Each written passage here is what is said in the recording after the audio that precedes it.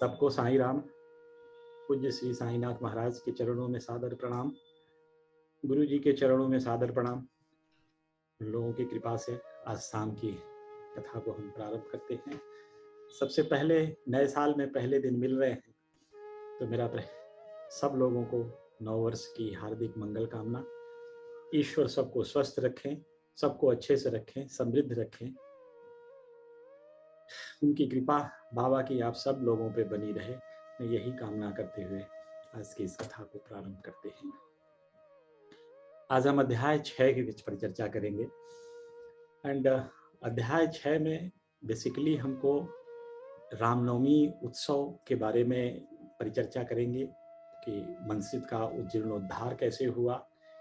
और हेमाद पंत ने एक बड़ी अच्छी चीज इसमें लिखी है कि सदगुरु के कर स्पर्श का महत्व। जब सदगुरु अपना कर स्पर्श करता है, जब अपना वरद हस्त किसी भक्त के सर पे रखता है, तो उस समय उसकी अनुभूति कैसी होती है, इसके बारे में भी हेमाद पंत ने चर्चा की है। तो चलिए सबसे पहले हम प्रारंभ इसी चीज से करते हैं, भगवत की मानसिक पूजा से। देखिए, आज के इस कठिन काल में मंदिर में जाना थोड़ा सा सबको मुश्किल हो रहा है और हर आदमी को थोड़ी समस्या हो रही है कि मंदिर में जाकर के कैसे पूजा पाठ करें, कहाँ मंदिर मिले, कैसे जाए, रोग से बचना भी है। तो सबसे सरल उपाय जो गुरुओं ने सुझाया है वह मानसिक पूजा। और मैं विश्वास मानिए कि मानसिक पूजा मंदिर में दर्शन पूजन के तुलना में ज्यादा श्रेयस्कर होगा, क्योंकि आप अपने मन और कर्म के साथ, वचन के साथ एक साथ अपने इष्ट से एक मय होते हो, उनके साथ जुड़ते हो। तो सबसे पहले हेमाद पंत ने कैसे मानसिक पूजा भगवान की उसका वर्णन किया, उसको हम बाद में चलेंगे।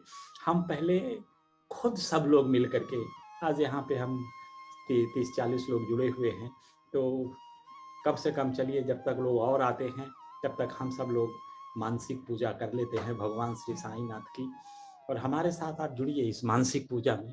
तो सबसे पहला मानसिक पूजा, देखिए जितनी भी पूजा, चाहे पंचोपकार हो, चाहे षोडशोपकार हो, जिस भी तरह से हम भौतिक पूजा करते हैं, ठीक उसी तरह से हम मानसिक पूजा भी करते हैं। फर्क सिर्फ इतना है कि भौतिक पूजा में आपके सामने एक साकार मूर्ति होती है और मानसिक पूजा में आप इस मूर्ति को अपने हृदय के अंदर धारण करते हो। तो चलिए मैं सबसे प्रार्थना करता हूं कि अपने अपने इष्ट देव सच्चिदानंद साईनाथ महाराज को अपने हृदय में स्थान दें। अब देखिए, जब किसी भगवान को हम आमंत्रित करते हैं तो उसे आसन देते हैं, तो अपने हृदय में सुंदर फूल बिछा करके, कमल जो हृदय है, निर्मल हृदय है, उसमें सच्चिदानंद साईनाथ को बिठा लीजिए। अब देखिए, आपके हृदय में साईनाथ महाराज विराजित हो रखे हैं। अब जब कोई मेहमान आपके घर आता है तो सबसे पहला काम आप होता है उसका चरण पखारते हैं, अर्घ देते हैं, पाद्य अर्घ करते हैं। तो बाबा का लीजिए थोड़ा सा लोटे में जल और बाबा का उनके आसन पे श्री चरण धोइए और उस चरण अमृत को, जो चरण अमृत आपको मिल रहा है, ये बड़े भाग्य से मिलता है। इस चरण अमृत का आप मानसिक तौर से पान करिए और आश्वस्त रहिए कि श्री साईं की कृपा आपके हृदय में विराजित होगी। अब भगवान को आसन देने के बाद, अर्घ देने के बाद समय आता है जब हम भगवान को स्नान कराते हैं। तो अब हम पंचोपचार पूजा कर रहे हैं, यानी अब भगवान को हम स्नान कराएंगे। तो ज्यादा समय न लेते हुए हम पंचामृत का स्नान कराते हैं, जिसमें दूध, दही, शर्करा, मधु और घी, ये 5 चीज मिला करके भगवान को आप अपने मन में, हृदय में जहां भगवान श्री साईं को बिठाए हैं, उन्हीं के ऊपर इस पंचामृत से उनका स्नान कराइए। कितना सुशोभित दृश्य देखने को मिल रहा है। बाबा के सफेद शरीर के ऊपर जो देख रहे हैं आप इस तरह से, और भगवान के ऊपर चरणामृत कितनी अच्छी चांदनी की तरह बिखर रही है।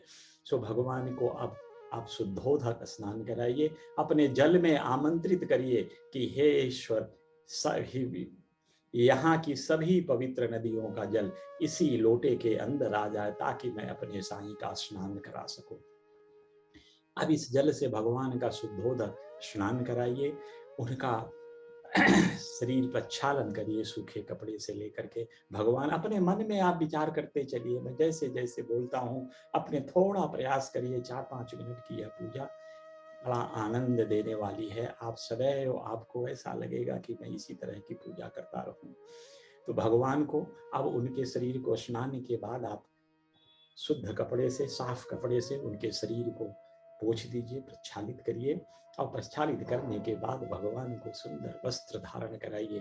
भगवान जो पहनते हैं आपकी श्रद्धा के अनुसार अपने सच्चिदानंद साईनाथ महाराज गुरु को जो भी वस्त्र आप पहना सकते हैं उस वस्त्र को पहनाइए। वस्त्र पहनाने के बाद भगवान को आप उनका मुकुट लगा दीजिए। आहा, कितना सुंदर रूप निखर रहा है। साईनाथ महाराज जैसे साक्षात शिरडी से आपके हृदय में विराजित हो रहे हैं। अब एक सुंदर फूलों का हार भगवान के गले में डालिए और भगवान को उनका दर्शन कीजिए। अब बात आती है भगवान को दीप, धूप, दीप, नैवेद्य। ये तीसरे चरण में हम धूप दिखाते हैं भगवान को। वनस्पति रसो भूतो गंधायो गंधोत्तमः आघ्रेय सर्वदेवानां धूपोऽयं प्रतिगृह्यताम्। भगवान को धूप दर्शन कराने के बाद अब भगवान को दीप दिखाते हैं। साजन्य व्रत संयुक्तम बंदिना योगितम मयः दीपम गृहाण देवेश त्रैलोक्योतिमिरोपः। भगवान श्री साईनाथ को दीप प्रज्वलित करने के बाद अब बारी आती है भगवान को नैवेद्य देने की। आप अपने हृदय में जो भी भगवान को नैवेद्य भोग लगाना चाहते हैं वो भोग अपने हृदय में सामने रखिए, थाली में लगाकर, और भगवान को प्रार्थना करिए कि हे भगवान, जो कुछ भी हमसे साग सब्जी जो भी सूखा बन पाया है मैं आपके सेवा के लिए लेकर उद्धरित हुआ हूँ। भगवान इसको ग्रहण करिए। और ग्रहण करने के लिए प्रार्थना के साथ कहिए ओम प्राणाय स्वाहा, ओम अपानाय स्वाहा, ओम व्यानाय स्वाहा, ओम उदानाय स्वाहा, ओम समानाय स्वाहा, ओम ब्रह्मणे नमः। भगवान को नैवेद्य अर्पित करने के बाद हस्तक प्रक्षालनम समर्पयामि, हाथ धुला दीजिए। भगवान का मुख प्रक्षालनम समर्पयामि, मुख धुला दीजिए। अब श्री सच्चिदानंद साईनाथ महाराज को आराम से बैठकर अपने हृदय में उनकी आरती उतारिए।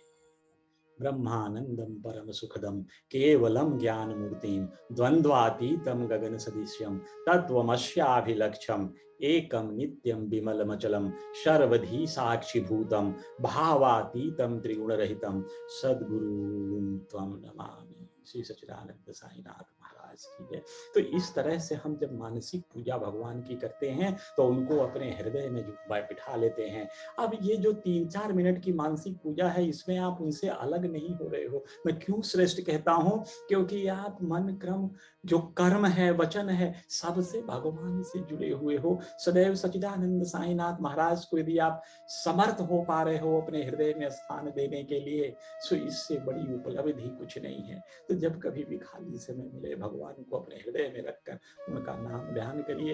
इस जीवन के लिए मैं समझता हूँ, इस जीवन में हमारी प्रगति के लिए, हमारे भाव बाधाओं को दूर करने के लिए इससे अच्छी कोई उपासना नहीं है। चलिए चलते हैं हम लोग कथा की ओर, जहाँ पे हेमाद पंत ने गुरु के कर स्पर्श के गुणों को लिखा है। अब वो कह रहे हैं कि जैसे ही सच्चिदानंद साईनाथ की मैं मानसिक पूजा करने बैठता हूँ तो ऐसा लगता है कि सच्चिदानंद साईनाथ का वरद हस्त मेरे सर के ऊपर रख दिया है और अपने हाथ से सच्चिदानंद साईनाथ मेरे मस्तक पर उदी लगा रहे हैं। मेरे नेत्रों से जल टपकने लगता है।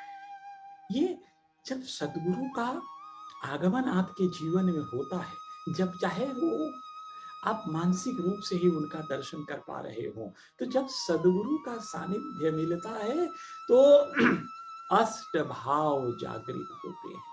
ये हम भक्त सब लोग इस चीज की अनुभूति करे होंगे अपने जीवन में। अष्ट भाव, जैसे गुरु जी जब कभी भी आप मिलते हैं या आप गुरु जी से मिलने जाते हो या गुरु जी बॉम्बे आते हैं, उनका दर्शन मिलता है, तो उस समय हमारे हृदय में हम अष्ट भाव जागृत होता है।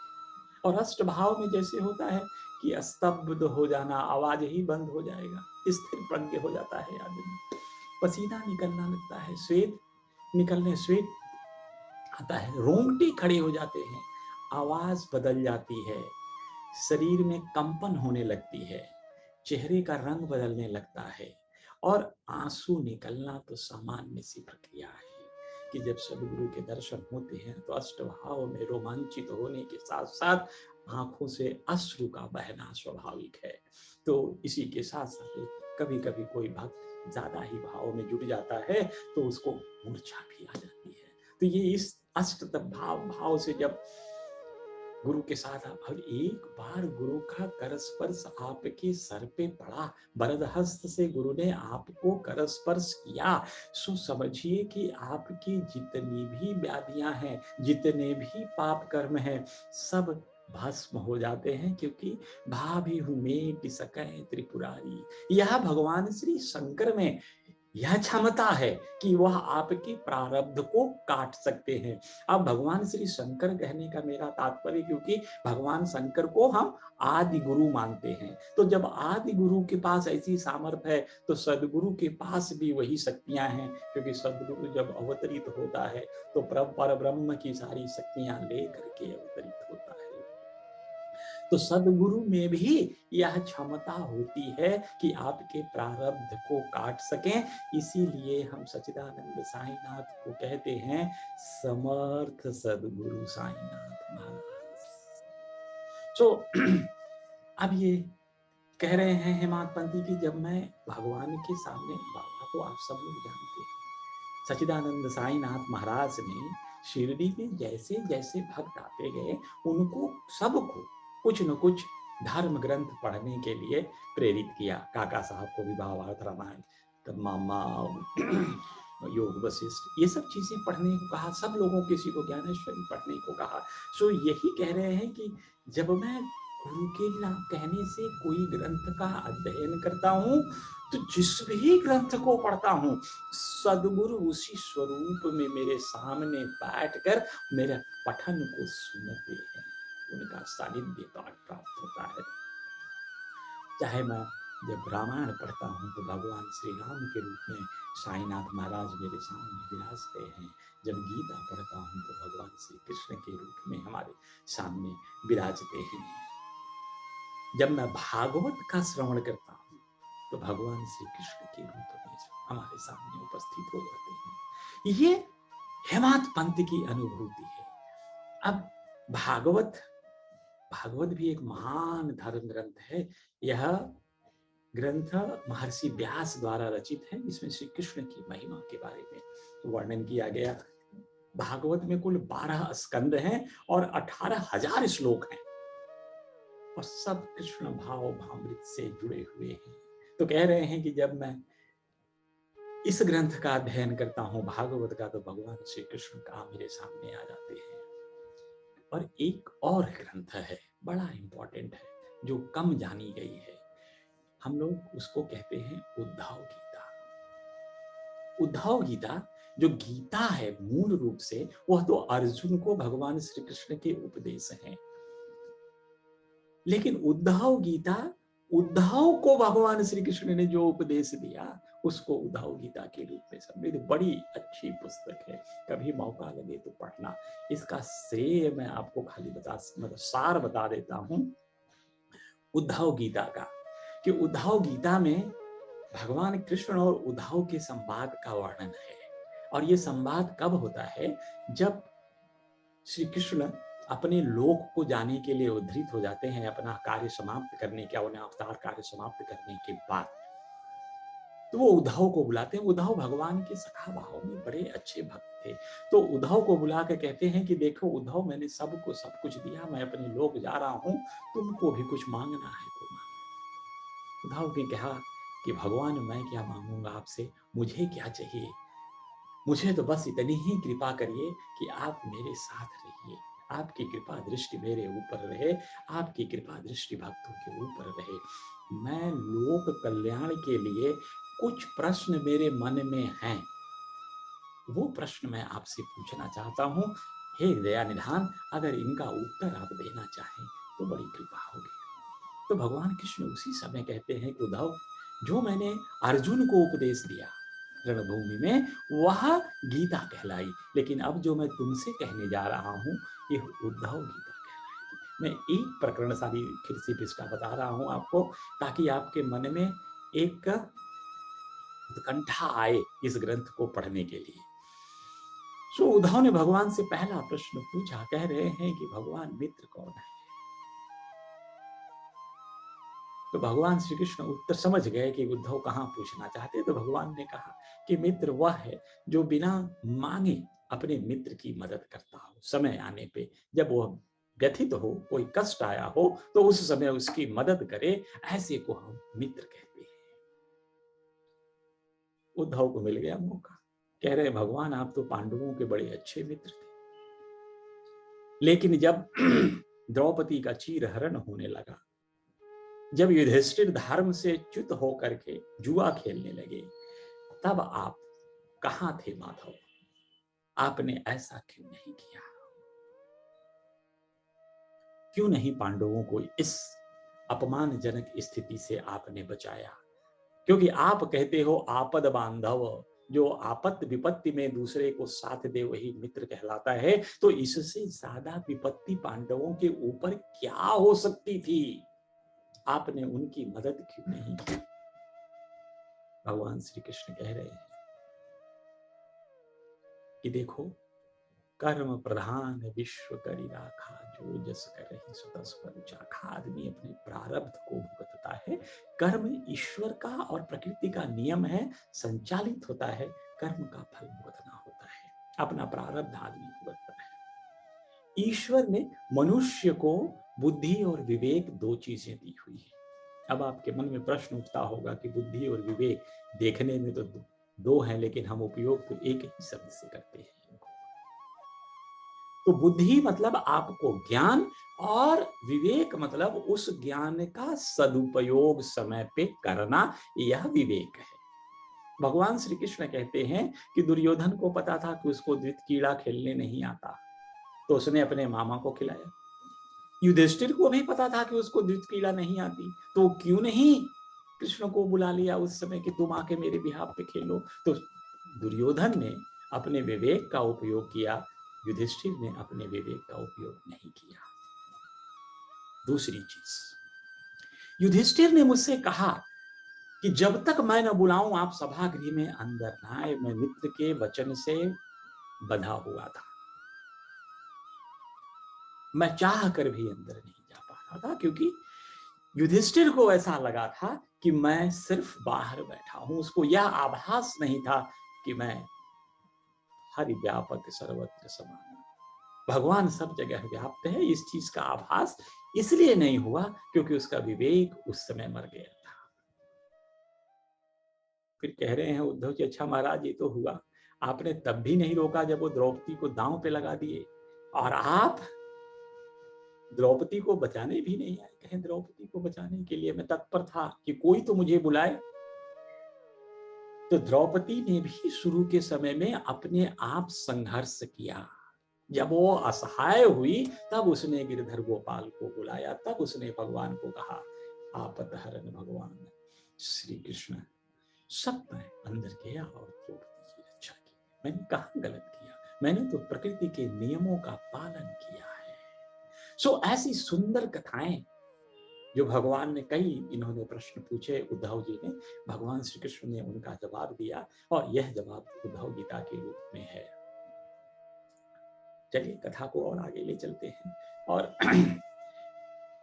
कह रहे हैं महात्मा कि जब भक्तों में अहंकार की वृद्धि होने लगती है, तो वो अपने आप को, अब गलत काम, विवेक शून्य हो जाते हैं। अहंकार की वजह से मनुष्य विवेक शून्य होता है, और अहंकार को शून्य करने की सामर्थ्य सिर्फ सदगुरु में है।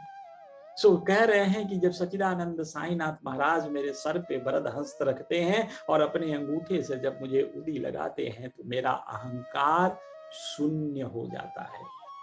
और जिस क्षण आपका अहंकार शून्य हो गया, आपको भगवत प्राप्ति का मार्ग सरल हो गया। आप आराम से अपने गंतव्य को प्राप्त कर सकते हैं, क्योंकि अहंकार और ईर्ष्या ये दो ऐसे रिपु हैं जो आपके इस मार्ग में सबसे बड़े बाधक है। हेमंत पंत जी कहते हैं कि जो अनन्य भाव से बाबा की शरण में जाता है, फिर उसे किसी साधना करने की आवश्यकता नहीं। ये इन लोगों ने अपनी अनुभूति लिखी है, जो उन्होंने अपने जीवन में महसूस किया। हेमंत पंत सरीखे जैसे भक्तों ने उनको लिखा है कि जो श्री साईं के शरण में आ जाता है, अनन्य भाव। अब यहाँ अनन्य भाव का बार बार लगता है, अनन्य भाव का मतलब अनन्य, अन्य, अनान्यास, मतलब अन्य कोई नहीं, एक ही साईं, एक ही सदगुरु, उसके अलावा दूसरा। तो ये अनन्य भाव हुआ, एक के अलावा दूसरा नहीं। तो उस भाव से जो अपने सदगुरु से जुड़ गया, सो सदगुरु के जुड़ने के बाद किसी दूसरे आराधना करने की, पूजा करने की, दूसरे की करने की आवश्यकता नहीं है। आपको पुरुषार्थ सदगुरु हर्ष ही दे देते हैं। अर्थ, धर्म, काम, मोक्ष जो आपके पुरुषार्थ हैं, सब दे देते हैं भगवान। अब इसी चीज को गीता में देखिए, भगवान श्री कृष्ण कैसे कहते हैं, अनन्यास चिन्तयन्तो मां ये जना पर्युपासते तेषां नित्याभियुक्तानां योगक्षेमं। अनन्यास चिन्तयन्तो मां ये जना पर्युपासते। भगवान कह रहे हैं, जो अनन्य भाव से मेरी शरण में आकर मेरी उपासना करता है, तेषां नित्याभियुक्तानां योगक्षेमं, ऐसे भक्तों का मैं योगक्षेम खुद वहन करता हूं। भगवान श्री कृष्ण ने भी यही चीज कहा। अब ये कहते ना, गुरुर् ब्रह्मा गुरुर्विष्णु गुरुर्देवो महेश्वरः गुरुर् साक्षात् परम ब्रह्म तस्मै श्री गुरुवे नमः। सच्चिदानंद साईनाथ सरीखे सदगुरु महाराज लोग तो ब्रह्मा विष्णु महेश तीनों शक्तियां जो हमारी सृष्टि, पालन और विनाश तीनों के लिए कारक हैं, तीनों शक्तियां। और ये तीनों शक्तियां ब्रह्मा विष्णु महेश नारायण की शक्तियां हैं, जिनके थ्रू ईश्वर जगत संचालित करते हैं। तो ये सारी शक्तियां भी गुरु के पास होती हैं। तो इसलिए सदगुरु की आराधना करने मात्र से ही आप इन तीनों शक्तियों की आराधना करते हो, साथ ही साथ परब्रह्म की भी आराधना सहजता पूर्वक हो जाती है। बड़ी अच्छी चीज साईं बाबा ने कही है। इससे आपके हृदय में उनकी भक्ति के लिए प्यार उमड़ेगा। बाबा ने कहा कि मेरे भक्तों के घर अन्न और वस्त्र की कभी भी कमी नहीं होगी। जीवन के 3 जरूरतें हैं, रोटी, कपड़ा और मकान। सच्चिदानंद साईनाथ इन तीनों जरूरतों को के लिए अपने भक्तों को आश्वस्त करते हैं और कहते हैं कि किसी को भी उसके जीवन में रोटी, कपड़ा और मकान की कभी भी कमी नहीं होगी। इससे बड़ा आश्वासन व्यक्ति को और क्या चाहिए इस जीवन में। हम सब लोग व्यतीत हैं, इन्हीं चीजों के लिए परेशान है, लेकिन बाबा के भक्तों को बाबा सहजता से ये चीज उपलब्ध कराते हैं। और देखिए, चलिए फिर गीता में देखते हैं भगवान श्री कृष्ण भी इसी चीज को कैसे कहते हैं।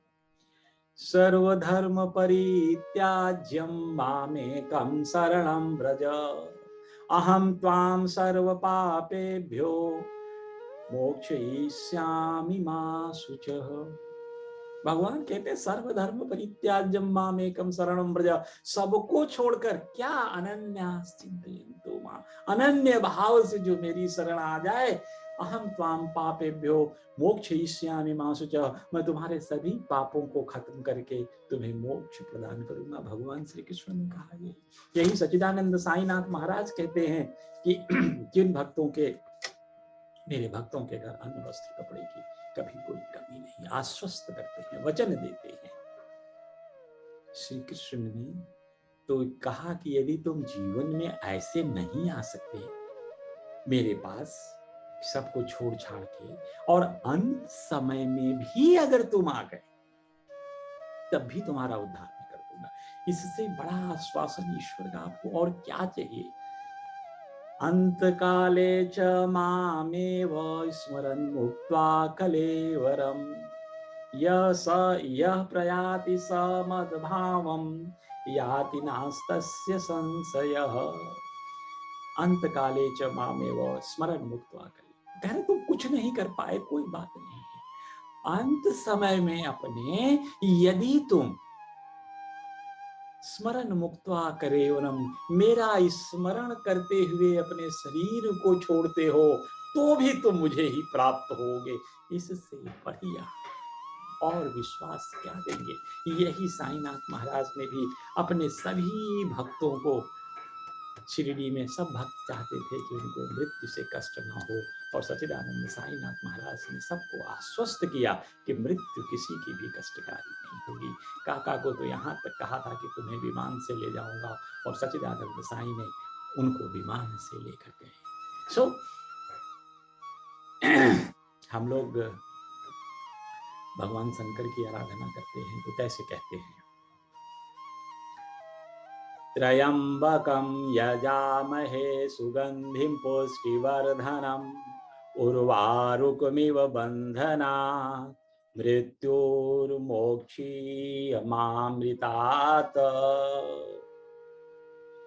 कह रहे हैं भगवान ऐसा कृपा करो जैसे ये कद्दू होता है ना, कद्दू का फूल सूख के अंगुली हवा भी लग गई तो गिर जाता है। कह रहे हमारी शरीर से हमारा प्राण भी ऐसे ही सहजता से निकल जाए।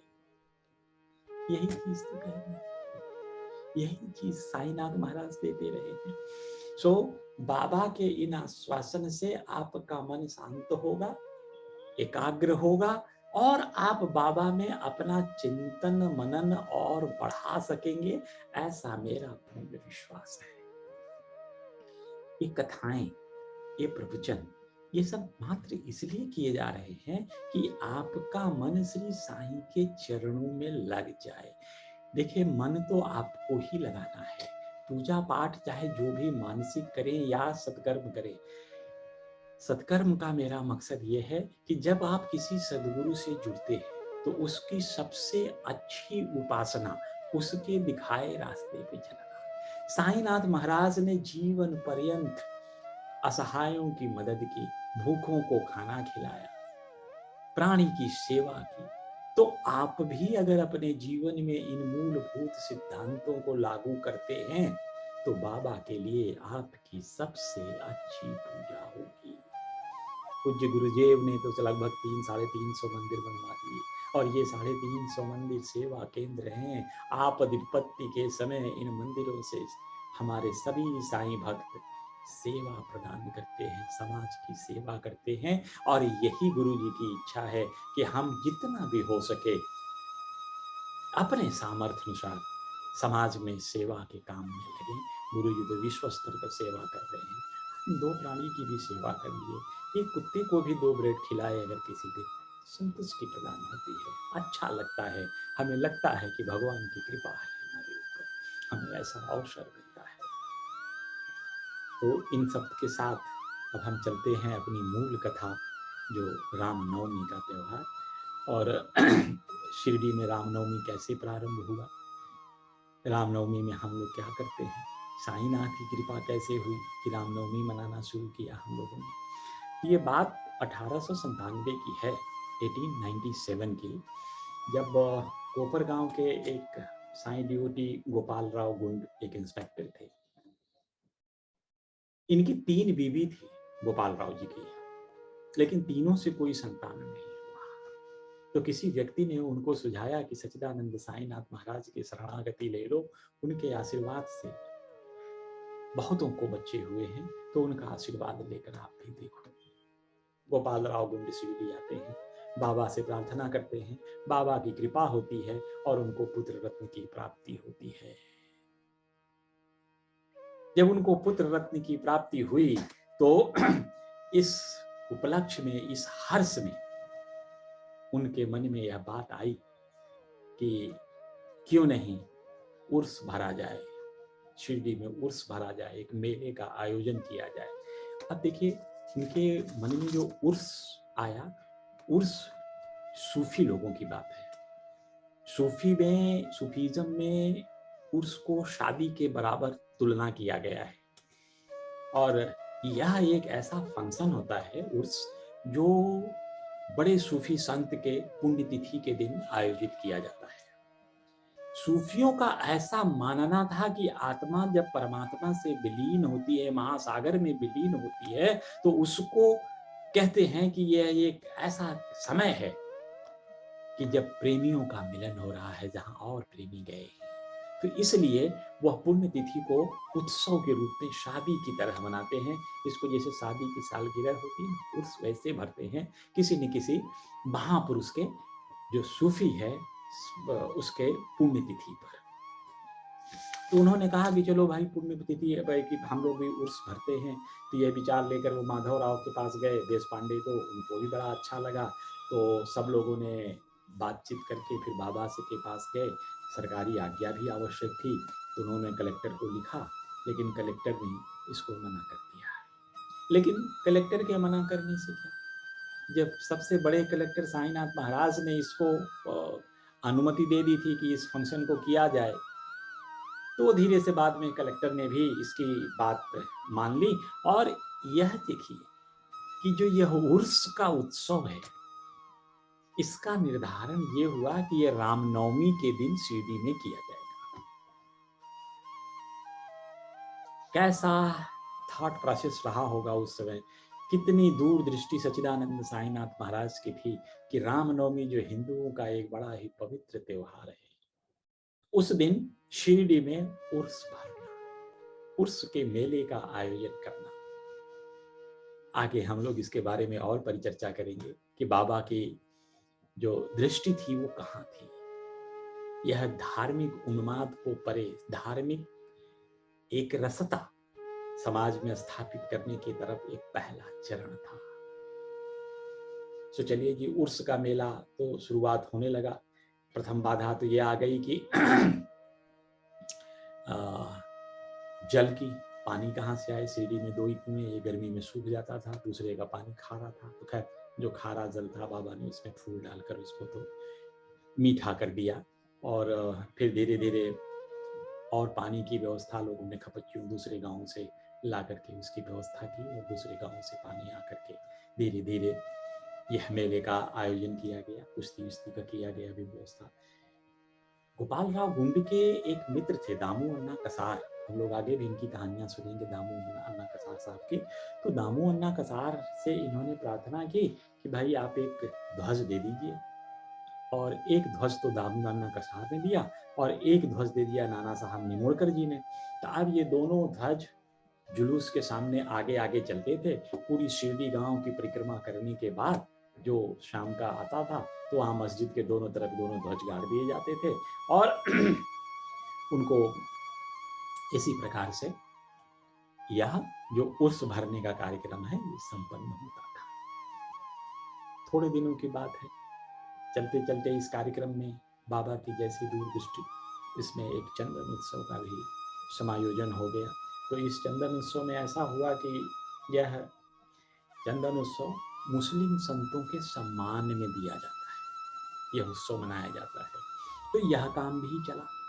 ढेर सारा चंदन, धूप थाली में भर के ला के लेकर आते हैं, मस्जिद की दीवारों पर लगा देते हैं।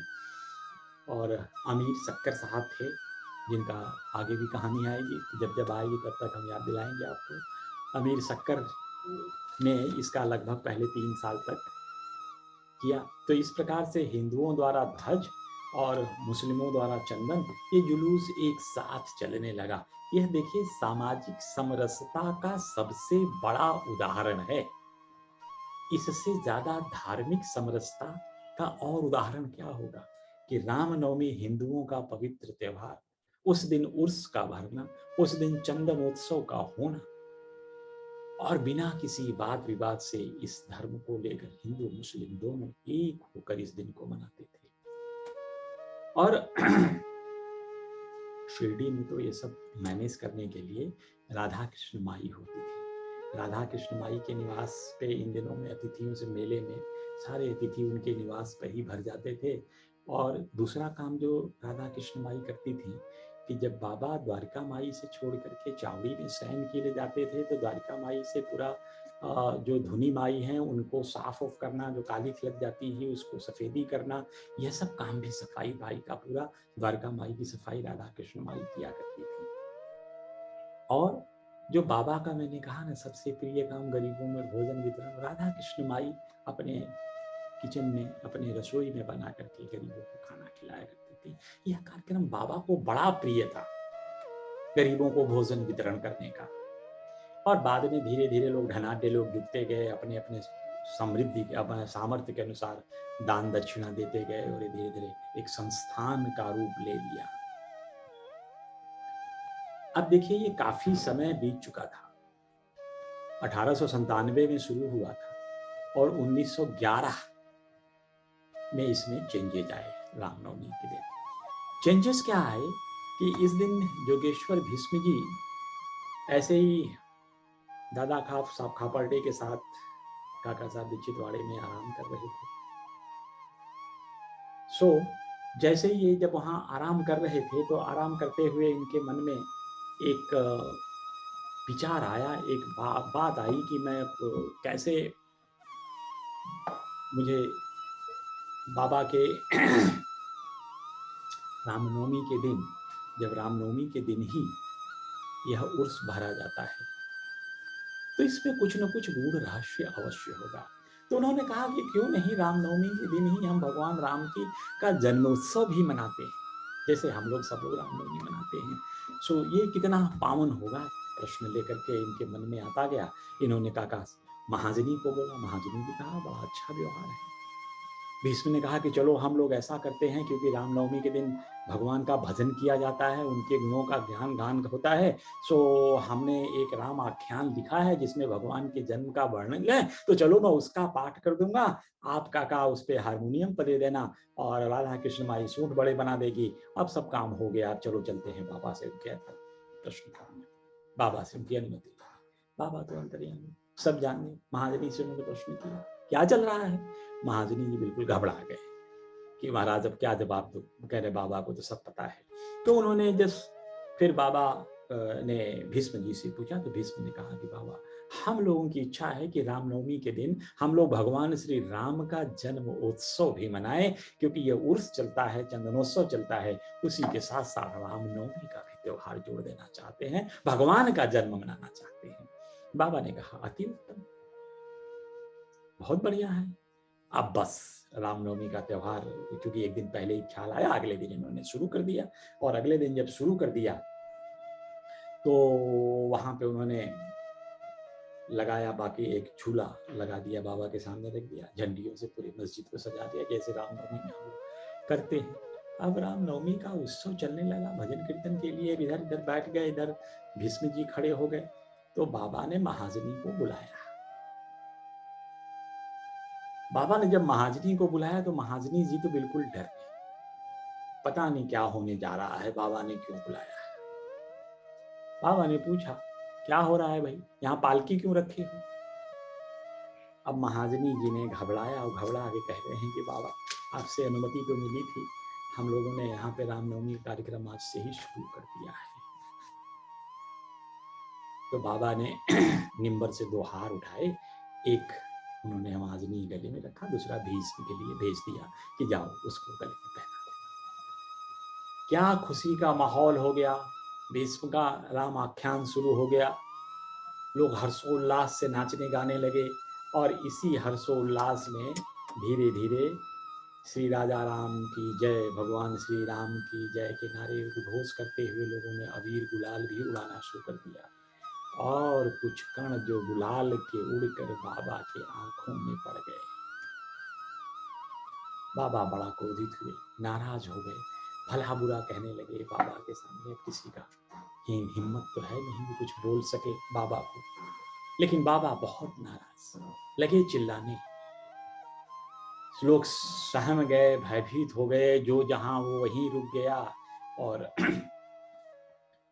ऐसा माना जाता है कि सच्चिदानंद साईनाथ महाराज जब कभी भी ऐसा अवसर आता था तो नाराज हो जाते थे। तो नाराज अपने भक्तों के ऊपर नहीं होते थे, उस कार्यक्रम के आयोजन में जो व्याधियां आने वाली होती थी, जो रुकावटें आने वाली होती थी, उनसे नाराज होकर उनको डांट कर बाबा भगाया करते थे। तो ऐसा लोगों के मन में विचार आया कि बाबा तो आज दशहरा है, रावण का नाश होना सुनिश्चित है, आज के दिन तो रावण जो हृदय में सबके रावण रूपी अहंकार जन्म ले रखा है, उसको बाबा नष्ट कर। और इतने में इन्होंने देखा कि चलो बाबा कहीं पालना तोड़ न दे, तो लोग पालना हटाने लगे। तो बाबा ने कहा रुको, अभी उत्सव खत्म नहीं हुआ, हम कल गोपाल काला का उत्सव मनाएंगे। और गोपाल काला में तो जानते हैं कि दही में पोहा, मतलब पोहा मिक्सित करके रख देते हैं, फिर घड़े को तोड़ते हैं, फिर वही प्रसाद सबको वितरण होता है। तो ये एक सवेरे से जुलूस का कार्यक्रम, फिर उसके बाद चंदन उत्सव का, उसी में रामनवमी का काम जुड़ गया। अब रामनवमी का जो आप जानते हैं कि भगवान रामनवमी के बारे में हम लोग चर्चा कर रहे हों और भगवान श्री राम के बारे में चर्चा न करें, कब जन्म हुआ, कैसे जन्म हुआ, तो उचित नहीं होगा। तो भगवान का जन्म होता है नवमी तिथि मधुमास पुलीता, शुक्ल पक्ष अभिजित हरिपीता, मध्य दिवस अति शीतन घामा, पावन काल लोक विश्रामा। जो भगवान का ऐसे समय नवमी के दिन, चैत्र मास के शुक्ल पक्ष के नवमी तिथि को भगवान का जन्म होता है। और इसी दिन विक्रम संवत का संवत्सर का नया वर्ष प्रारंभ होता है, शुक्ल नवमी। उस दिन जब भगवान का जन्म हुआ था तो पुनर्वसु नक्षत्र था, कर्क लग्न में भगवान का जन्म हुआ। इस दिन क्या होता है कि कर्क लग्न जब सूर्य अन्य ग्रहों के साथ मेष राशि में विराजते हैं, ये भगवान के जन्म की जो उस समय स्टार की पोजीशन थी, वो ऐसी स्थिति थी, तब भगवान का जन्म होता है। और भगवान के इस जन्म को तो गोस्वामी तुलसीदास जी ने बड़े अच्छे से लिखा है, क्योंकि भगवान प्रकट होते हैं, जैसे साईनाथ महाराज प्रकट हुए हैं, बड़े बड़े संत प्रकटित होते हैं, आयौनिक होते हैं। भगवान 10 अवतार हैं, उन 10 अवतारों में से भगवान श्री राम छठे अवतार के रूप में हमारे बीच में, 7वें अवतार राम का है, क्योंकि जो मत्स्य है, कुर्म है, 12 अवतार, 12 अवतार है, नरसिंह अवतार है, वामन अवतार है, परशुराम अवतार है, राम अवतार है, कृष्ण अवतार है, बुद्ध अवतार है, कल्कि। ये 10 अवतार में से राम एक अवतार थे, नारायण की शक्ति थे, नारायण का स्वरूप उन्होंने अवतरित हुए थे। तो गोस्वामी तुलसीदास कैसे लिखते हैं भगवान को, भय प्रगट कृपाला दीन दयाला, कौसल्या हितकारी, हर्षित महतारी मुनि मनहारी, अद्भुत रूप निहारी। माने भगवान के जब विराट स्वरूप का दर्शन किया तो उनको बहुत प्रसन्नता हुई। लोचन अभिरामा तनुघन श्यामा, निद आय दुभुज चारी। भगवान 4 भुजाधारी को जो विराट स्वरूप ने भगवान श्री नारायण विष्णु ने जो मां कौशल्या को दर्शन दिए, उस स्वरूप का वर्णन गोस्वामी तुलसीदास जी करते हैं। भूषण बनमाला नयन विशाला, शोभा सिंधु खरारी, कह दुई कर जोरी, स्तुति तोरी, तेहि विधि करऊं अनंता, करुणा सुख सागर, अति गुण आगर, जेहि गावहि श्रुति संता, सो मम हित लागी, जन अनुरागी, भयउ प्रगट श्री। कहता भगवान प्रकट होते हैं, आयोनिक है। ब्रह्मांड निकाया निर्मित माया, रोम रोम प्रतिवेद कहे। क्या भगवान का जो स्वरूप विराट स्वरूप था, उनके हर रोम से एक एक वेद दिखाई पड़ रहे थे। मम उर सोबासी यह उपहासी, सुनत धीर मति स्थिर न रहे। क्या भगवान की इस लीला को सुनकर कहाँ मन शांत रह पाता है। उपजा जब ज्ञाना प्रभु मुस्काना चरित बहुत विधि कीन चह। भगवान तो बहुत चरित्र करने के लिए अवतरित हुए थे। कही कथा बुझाई सुहाई मात बुझाई, यही प्रकार सुत प्रेम। और कौशल्या जी के सामने भगवान अपने विराट रूप का वर्णन कर रहे हैं और माता देखकर अब समझ गई कि मेरे घर तो भगवान आए हैं। तब माता कैसे कहती हैं कौशल्या, माता पुनि बोली सोमति डोली तजहु तात यह रूप। है भगवान, इस स्वरूप को आप छोड़िए, अब विराट स्वरूप को छोड़िए कि जैसी सुलीला अति प्रिय शीला यह सुख परम अनुपा। भगवान अब शिशु के समान व्यवहार करिए, शिशु स्वरूप में आ जाइए। आपका वह स्वरूप मैं देखने के लिए तरस रही हूँ। सुनि बचन सुजाना रोदन ठाना कोई बालक सुर भूपा। उसके बाद भगवान ने अपने विराट स्वरूप को छोड़ करके बच्चे के स्वरूप में, राजा के बच्चे के स्वरूप में होकर के रोना शुरू कर दिया। यह चरित जगावही हरिपद पावही तेन परहि भवकूपा। गोस्वामी तुलसीदास जी कहते हैं कि भगवान के इस चरित्र का जो भी गायन और श्रवण करता है उन्हें सांसारिक कूपों से, माया से मुक्ति मिल जाती है। सो अब बात तैयारी हो गई 1911 में कि रामनवमी मनाया जाएगा। तो पहली रामनवमी तो ऐसे मना ली गई, लेकिन अब दूसरी रामनवमी जब हुई तब उस समय धीरे धीरे धीरे लोगों की भीड़ बढ़ने लगी। अब इसको और मैनेज करना पड़ा। चैत्र के प्रतिपदा के दिन से ही यह भीड़ बढ़ने लगी और लोग बाग शिरडी में बहुत से आए। राधा कृष्ण माई ने नाम सप्ताह का आयोजन कर दिया प्रतिपदा से। तो सब लोग नाम सप्ताह में भाग लेने के लिए बारी बारी से आते थे और थक आकर चले जाते थे। अब इस साल अब कौन मिलेगा जो भगवान का कीर्तन करेगा, हरिदास कौन बनेगा। सो उस समय भगवान ने 5-6 दिन पहले ही बाला बुआ को भेज दिया। बाला बुआ को सब लोग जानते हैं, आधुनिक तुकाराम के नाम से जाने जाते थे। तो बाला बुआ आते हैं, महाजनी जी से मिलते हैं और बाला बुआ को ही उस साल के कीर्तन का काम सौंप दिया गया। तो 1912 भी बीत गया। अब 1913 में फिर समस्या आई हरिदास की, कहाँ से हरिदास लाएं। सो उस समय क्या हुआ था कि कवटे ग्राम है, बृहद सिद्ध कवटे गांव है। तो कवटे गांव के जो एक बड़े ही अच्छे हरिदास का काम करते थे बाला बुआ सुतारकर। अब ये बाला बुआ सुतारकर के गांव में प्लेग फैला।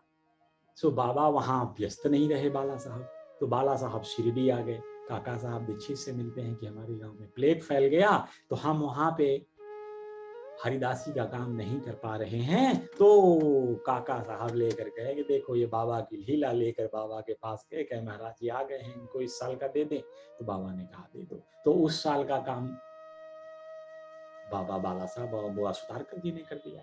अब देखिए 1914 आ गया। अब 1914 में जो सच्चिदानंद साईनाथ ने खेल किया, उससे सदा के लिए हरिदास की समस्या समाप्त हो गई। उस दिन से दास गणु महाराज को यह जिम्मेदारी दे दी गई और दास गणु महाराज जीवन पर्यंत इस कर्म को निभाए और हरिदास का काम करते रहे।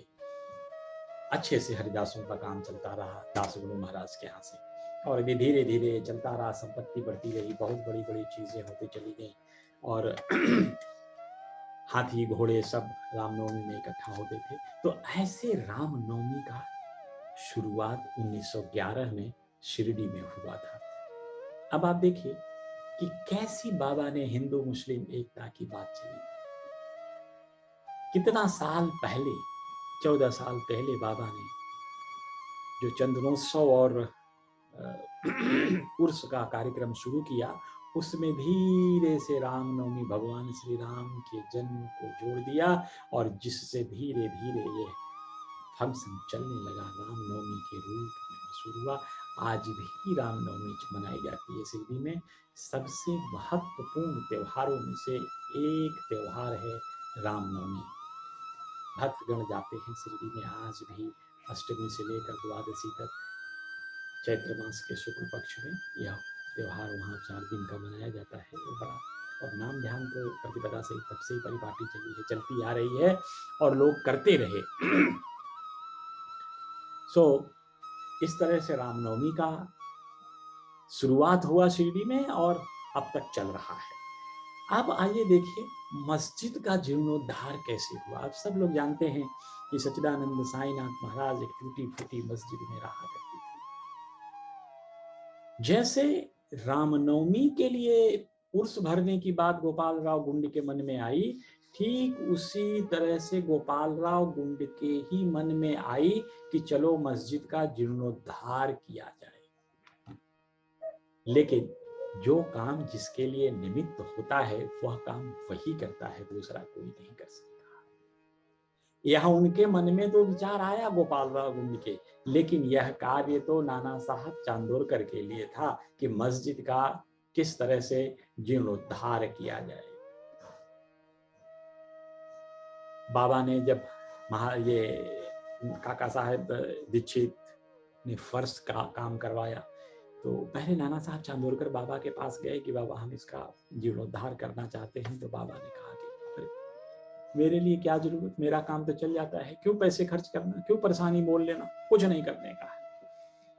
फिर जब लोगों ने देखा कि ये बात नहीं बन रही है तो महालसापति को आगे किए। महालसापति जाकर भगवान से प्रार्थना करते हैं कि बाबा हमारी इच्छा है कि हम इसको जीर्णोद्धार करें, आपके बिना आज्ञा से हम लोग कुछ नहीं कर पाएंगे। सच्चिदानंद साईनाथ भक्त वत्सल तैयार हो गए, कह रहे हैं कर लो। चलो बाबा मस्जिद का जीर्णोद्धार हो गया। काका साहब दीक्षित ने उसका फर्श बना दिया और फर्श के बाद जब बाबा एक टुकड़े पे टाट पे सोते थे तो वहाँ अब उनके लिए बढ़िया सा एक कालीन टाइप गद्दी टाइप बना दी गई, जहाँ बाबा बैठकर लोगों की बातें करके सिख बातें करते थे, लोगों के साथ खेलते कूदते थे। द्वारका माई में तो ओट लेकर के तो धोनी माई के सामने रहा, वहाँ गद्दी उद्दी लगा के बाबा को अच्छे से बिठा दिया गया। अब 1911 तक ये चीजें सब ठीक ठाक हो गई। अब उसका जो सभा मंडप था वो सभा मंडप वगैरह भी सब धीरे धीरे बन गया, लेकिन आंगन छोटा था। तो काका साहब दीक्षित को ऐसा लगा कि भक्त इतना दूर दूर से आते हैं, उनको ठीक से बैठने की यहाँ जगह कम पड़ती है, तो क्यों नहीं इस मस्जिद के आंगन को और बड़ा कर दिया जाए। अब काका साहब ने यह विचार लेकर के और छप्पर ऊपर लगवाने के लिए आंगन में कि जितने भीड़ होगी तो आंगन में लोग बैठेंगे, बरसात है, धूप है, शीत है, सबसे बचेंगे भक्त। काका साहब तो बड़ा दयालु थे, सबके हृदय को, सबके हृदय में दुख को जो व्याप्त है उसको दूर करना चाहते थे, तो भक्तों का दुख था। तो काका को लगा कि इसको बनवा देना चाहिए और फिर काका ने काफी खंभे, बल्लियां, कैंचियां जो कुछ भी लग सकती थी उसके एक्सटेंशन और छप्पर लगाने के लिए वो सारी चीजों की व्यवस्था काका अपने पैसे से खरीद कर करने लगे। अब चीजें खरीद कर आ गई। अब बनने के लिए काका ने समय क्या चुना कि जिस दिन बाबा गए चावड़ी में सोने, उसी रात को वहां पे गड्ढे खोद कर खंबे उम्बे सब लगा होगा कर सब काम बड़ा तेजी से चालू हो गया। और अगले दिन जब बाबा चावड़ी से लौटे तो ये अंबा खंबा देख करके बिल्कुल नाराज, उखाड़ दिया खंबा जी, एक हाथ से उठा के खंबे फेंकने लगे। और गड्ढे में तात्या का पकड़ा, भागता हुआ तात्या को पकड़े तो बाबा ने ठोका भी तात्या को और उसका पगड़ी उतारा और पगड़ी उतार कर उस गड्ढे में डाल आग लगा के गड्ढे में डाल दिया। चारों तरफ भय का वातावरण हो गया। बाबा बिल्कुल गुस्से में, लाल नेत्र अंगारे के समान जलता हुआ जैसे लगता है। मैंने कहा न कि जब कभी भी कोई शिरडी में कोई काम होता था, जब कभी भी शुभ काम होने के समय कोई अड़चन आने वाली होती थी, सच्चिदानंद साईनाथ महाराज इसी स्वरूप में आ जाते थे। गुस्सा, क्रोध और जितनी भी व्याधियां आने वाली होती थी सबको क्रोध में जलाकर राख कर देते थे। अब कौन उठा करके देखे बाबा की तरफ आकर, किसकी हिम्मत। भग्गो जी थोड़ा साहस करके गए, उनको भी बाबा ने धक्का मार दिया। श्यामा गए, श्यामा को भी बाबा ने धक्का मार कर गिरा दिया। लोग नजदीक आने की कोशिश किए तो बाबा ने ईंट पत्थर उनके ऊपर डालना शुरू कर दिया। बुरी तरह से। सब लोग परेशान होकर भागे। थोड़ी देर के बाद बाबा शांत हो गए। अब देखिए बाबा ने क्या किया। लगता है ऐसा कि मुहूर्तम नहीं हुआ था, तो उस गड्ढे में बाबा ने कि 1 रुपए का एक सिक्का डाल के उसमें खंभे लगा दिए, चलो उसको बना लो। और जब बाबा का गुस्सा शांत हुआ तो एक दुकानदार को बुलाया, उससे एक बड़ा जरीदार फेंटा खरीदा और अपने हाथ से तात्या के सर पर फेंटा बांधने का काम सच्चिदानंद साईनाथ महाराज ने किया। एक समय था जब सच्चिदानंद साईनाथ महाराज ने तात्या को पीटा और इसके फेंटे को जला दिया, गड्ढे में डाल दिया, और अभी तत्काल बाबा उसे जैसे सम्मानित। तो ये लगता है कि तात्या के कुछ जो तात्या के अंदर जो कुछ ये विकार थे, उनको बाबा ने जलाकर साफ करके उसका सम्मान, राज्याभिषेक जैसे कहते हैं ना, राज्याभिषेक तरह से आपने। कितना भाग्यशाली वो व्यक्ति होगा जिसके सर के ऊपर फेंटा बांधने का काम सच्चिदानंद साईनाथ महाराज ने किया। तो तात्या के ऊपर बाबा ने विशेष सम्मान देते हुए, और एक चीज तो बड़ा आप ऐसे ही देखा, बाबा हर अवसर पे गुस्सा होते थे। सब कभी भी जब कोई विपत्ति आनी होती थी, तो ये सच्चिदानंद साईनाथ महाराज का एक कार्य करने का तरीका था। उस जमाने में काका साहब ने 9 खंभे लगे थे, 8 खंभे लगे थे लोहे के बनाने के लिए, और जहांगीर दारू वाले ने करीब इसमें जो अपना सहयोग दिया मुद्रा से, काफी पैसे वैसे भी दिए उन्होंने। और ऐसे करते हुए बाबा का जो आंगन था उसके ऊपर छज्जा बना दिया गया। अब सच्चिदानंद साईनाथ की द्वारिका माई जीर्णोद्धार हो चुका था उसका। धुनी माई के सामने बाबा को बैठने के लिए गद्दी लगी थी। उस गद्दी पे सच्चिदानंद साईनाथ बैठ के अपने हृदय में थोड़ी देर के लिए विचार करके देखिए कि द्वारिका माई में धुनी जल रही है, आग प्रज्वलित हो रही है, और उस आग के सामने सच्चिदानंद साईनाथ दक्षिणाभिमुख होकर के, दक्षिण की तरफ मुंह करके गद्दी पर बैठे विराजमान सुशोभित हो रहे हैं। आग के अंगारे से जो जलती हुई रोशनी आ रही है, उस रोशनी में भगवान का जो चेहरा है दैदीप्यमान सूर्य के समान दिखाई पड़ रहा है। आप इस चीज की अनुभूति कीजिए। और सच्चिदानंद साईनाथ अपना वरद हस्त अपने भक्तों के ऊपर रख रहे हैं। ऐसा प्रतीत हो रहा है कि साक्षात परब्रह्म परमेश्वर अपने भक्तों को अपना आशीर्वाद दे रहे हैं। तो ऐसे दृश्य बड़े कम देखने को मिलते हैं। जब सच्चिदानंद साईनाथ महाराज, साईनाथ की तो ऐसी लीला है, ऐसी कृपा है अपने भक्तों के लिए। भक्त वत्सल कहलाते थे सच्चिदानंद साईनाथ महाराज, और भक्तों के लिए क्या क्या नहीं किया उन्होंने। भक्तों के लिए राम बने, भक्तों के लिए कृष्ण बने, भक्तों के लिए गुरु बने। जीवन मुक्त सच्चिदानंद साईनाथ महाराज अपने भक्तों के लिए ही इस शरीर में आए और अपने भक्तों का कल्याण करने के लिए। सो ऐसे सच्चिदानंद साईनाथ को प्राप्त करने के बाद हम भक्तों का भी अपना कर्तव्य होता है कि अपने श्री गुरुदेव के साथ, अपने श्री साईं के साथ एक अभिन्नता के साथ जुड़ जाएं। ऐसा प्रार्थना करें भगवान से कि हे भगवान, जैसे नदियां समुद्र में मिलकर समुद्र का स्वरूप ले लेती हैं, अपना स्वरूप खो देती हैं, वैसे ही हे सच्चिदानंद साईनाथ महाराज, मेरा यह स्वरूप भी आपके स्वरूप में विलीन हो जाए। हम भी सच्चिदानंद साईं में हो जाए, मेरा कोई अस्तित्व न रहे, मैं आपके श्री चरणों में विलीन हो